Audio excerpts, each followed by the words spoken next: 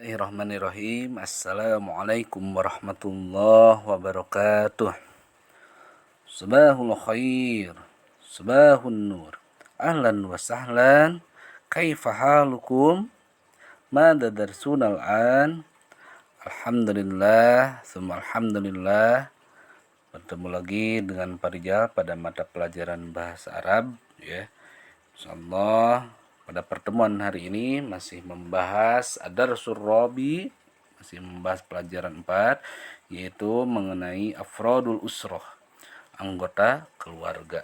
Ya, kalau di buku paket kalian ini ada di halaman 65, ya, Afrodul Usroh, anggota keluarga. Jadi yang ada di keluarga kalian, yang ada di rumah kalian, ya, itu akan dibahas hari ini. Di pertemuan kedua ini, yang pertama kita bahas dulu mufrodat dari afrodul usroh, anggota keluarga, ya. Yang pertemuan sebelumnya kalian sudah menghafalnya, ya. Perhatikan halaman 68 buku paketnya, atau boleh juga dilihat slide-nya. Ini sekali lagi ada yang muzakkar dan ada yang mu'annas. Pak Rijal selalu tidak bosan ingatkan sama kalian, kalau muzakkar itu tidak ada tunnya di akhirnya, kalau mu'annas ada tunnya, ya. Seperti yang pertama adalah ada waladun atau ibnun. Itu artinya anak laki-laki. Ini untuk muzakkar karena tidak ada tunnya, makanya artinya adalah anak laki-laki. Kemudian bintun atau ibnatun, ada tunnya ini di akhir, berarti termasuk mu'annas. Artinya juga apa? Ibnatun itu anak perempuan. Jadi gampang, ya, tinggal menambahkan tun di akhir, ya, mu'annas itu. Yang ketiga, amun, paman dari ayah, berarti untuk mu'annasnya adalah ammatun. Ammatun itu bibi dari ayah. Kholun, paman dari ibu. Berarti untuk paman bibi dari ibu, muannasnya berarti kholatun. Dari kholun jadi kholatun, ammun tadi jadi ammatun, ibnun jadi ibnatun, ya. Yang ketujuh ada hafidun. Berarti ini kalau dimuannaskan jadi hafidatun. Hafidun artinya adalah cucu laki-laki, kalau hafidatun adalah cucu perempuan. Yang kesembilan ada walidani, kedua orang tua, ya. Walidani, kedua orang tua. Yang kesepuluh zaujun. Ini mudzakarnya zaujun itu, berarti muannasnya adalah zaujatun. Zaujun artinya suami, zaujatun artinya istri. Ke-12 ada ibnun syakikun. Ibnun syakikun artinya apa? Keponakan laki-laki. Ibnatun syaqiqatun. Ibnatun syaqiqatun. Tinggal menambahkan tun, ya, untuk muannasnya. Ibnatun syaqiqatun berarti keponakan perempuan. Yang ke-14 ada jaddun. Berarti untuk muannasnya jaddatun. Jaddun itu kakek. Jaddatun nenek, ya. Akhun, saudara laki-laki. Ukhtun, saudara perempuan, ya. Itu kurang lebih 17 mufrodat dari afrodul usroh, ya. Kalian harus bisa sekali lagi membedakan mana muzakkar, mana muannas. Muzakkar untuk laki-laki tidak ada bunyi tunnya di akhirnya, muannas untuk perempuan ada tunnya di akhir.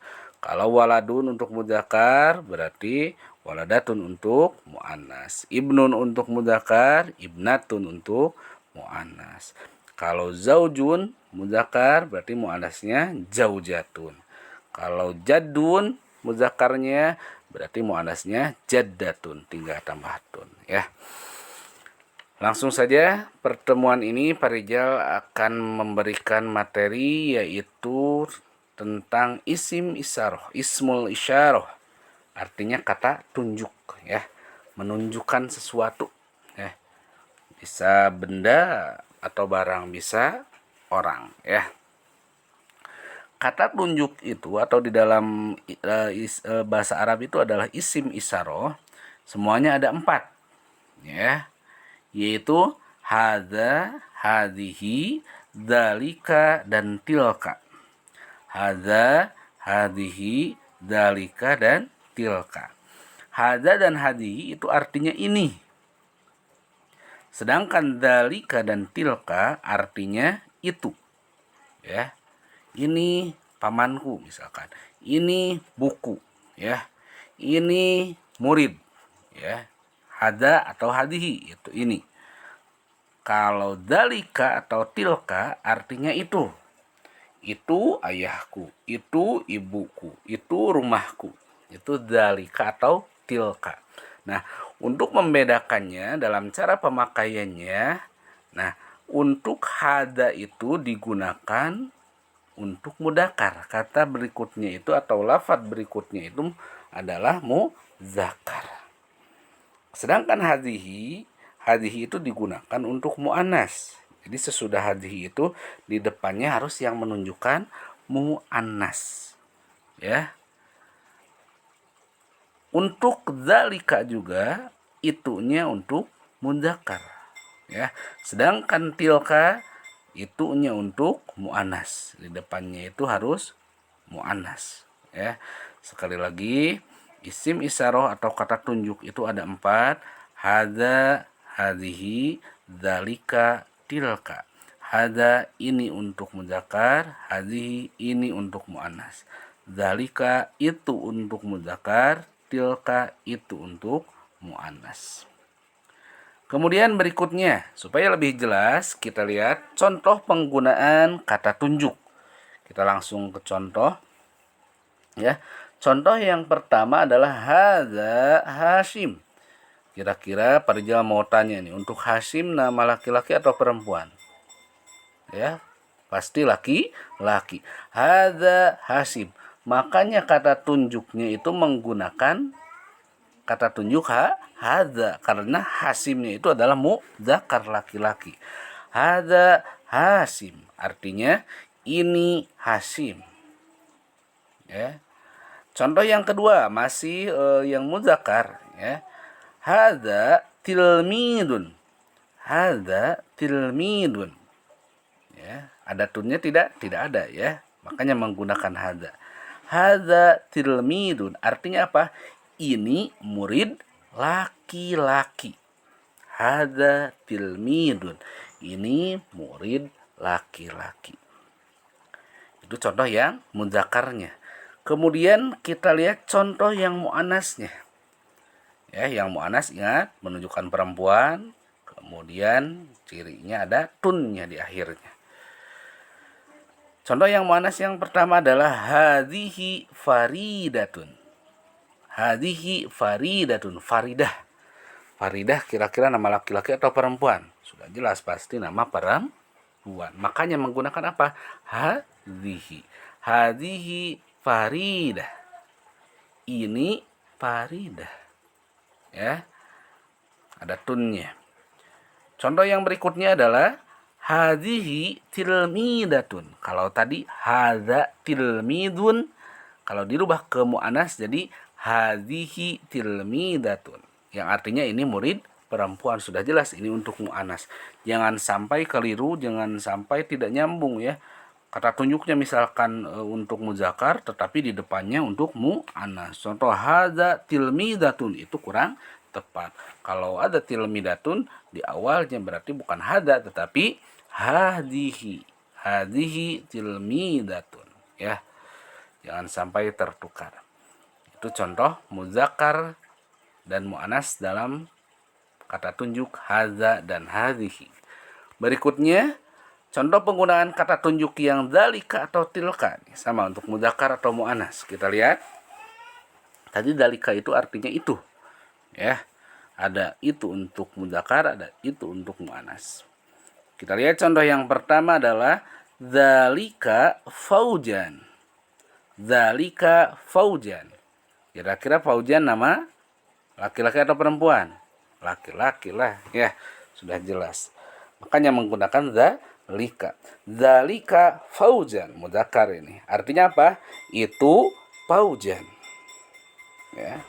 Yang kedua, dzalika masih contoh yang mudzakkar.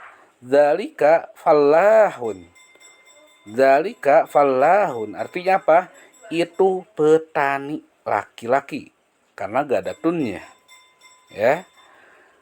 Yang ketiga, ini contoh untuk mu'anas.